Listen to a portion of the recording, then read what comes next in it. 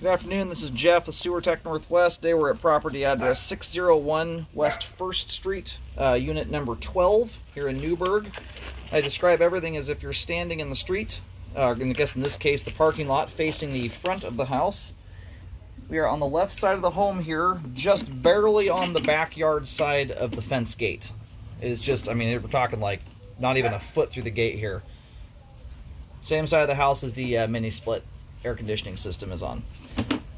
Alright, 3-inch ABS cleanout. We're going to drop in here and check the overall condition and serviceability of the sanitary sewer line. Water is currently running. You're zeroed out. Off we go. Pick up a Y connection right there. And it's not uncommon at all in Newburgh to have shared sewer lines. So we also belled out to 4-inch pipe. And we just swapped over to 4-inch 3034 PVC.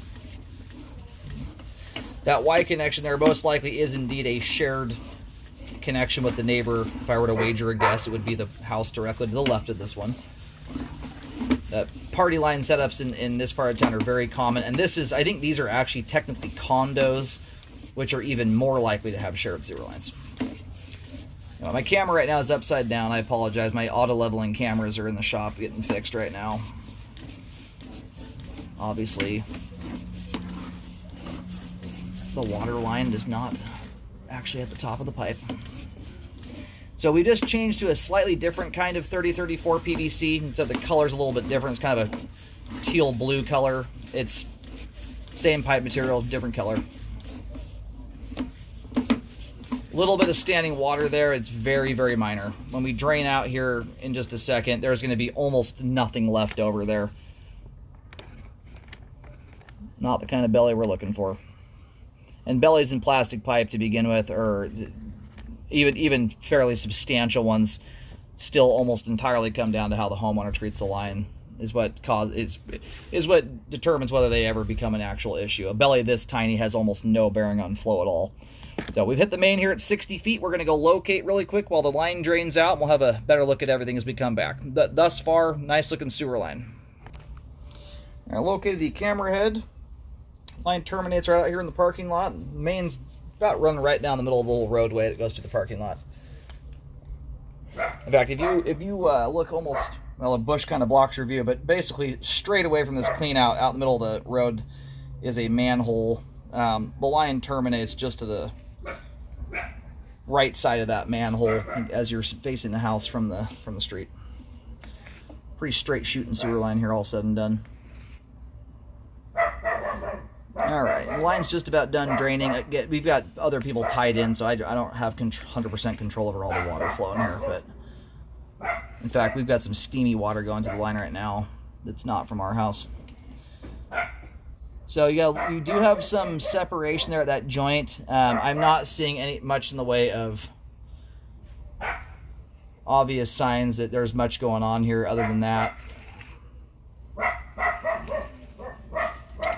A little bit of all notated on the report here at 50, what are we at here? About 55 feet, we'll call it.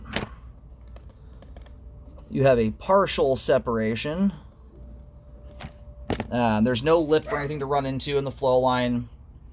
The joint looks like it slipped a little bit after they buried it. And what I'm not seeing a lot of signs of here is that the joint is actually open to the ground. Don't really have any drip stains or anything like that going down the sidewall of the pipe there. And those joints are put together with a rubber Fernco, typically on the outside. It's a rubber sleeve that joins the two joints together. Or the two ends of the pipe, I should say.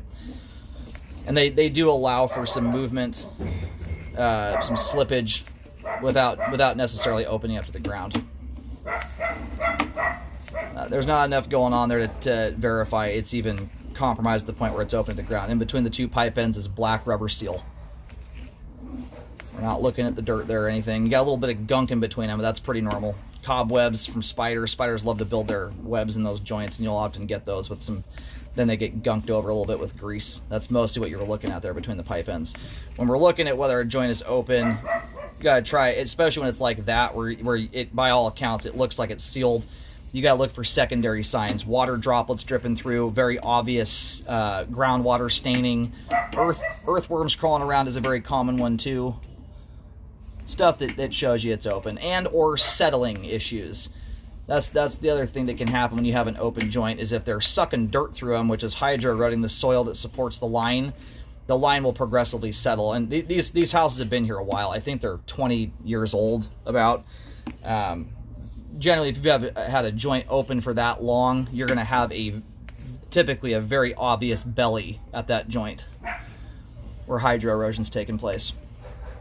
So my guess is everything from beyond this point, and it's possible HOA may take responsibility for everything on the outside of the house. A lot of them, their responsibility goes to a HOA or shared responsibility once you hit this Y connection, and you have a shared sewer line at that point. So you've only got maybe in total here, barely 5 feet of pipe on the outside that's solely yours. Everything after that is shared. So right now we're going backwards into the home.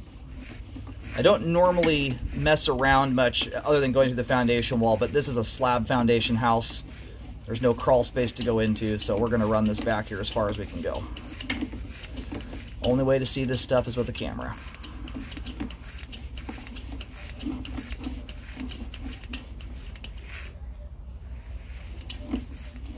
Alright, and this right here is probably going to be about the end of the line. This is where the line, my camera right now is kind of upside down. We're making a turn here.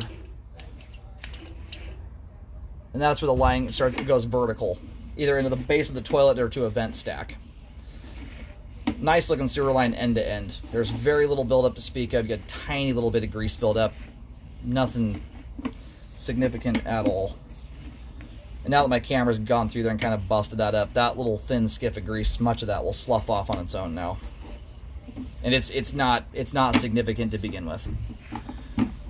Great flow end to end. The only thing I can nitpick about the line structurally is that joint there at 55 feet, which is a partial separation or partial slip. It's where the pipe ends slip from the Fernco after it's installed. Two different, you can talk about that in two different terminologies. Anyway, there's nothing about that joint that shows any obvious signs that it's open to the ground. And the joint certainly is not affecting flow. There's no lip on it or anything.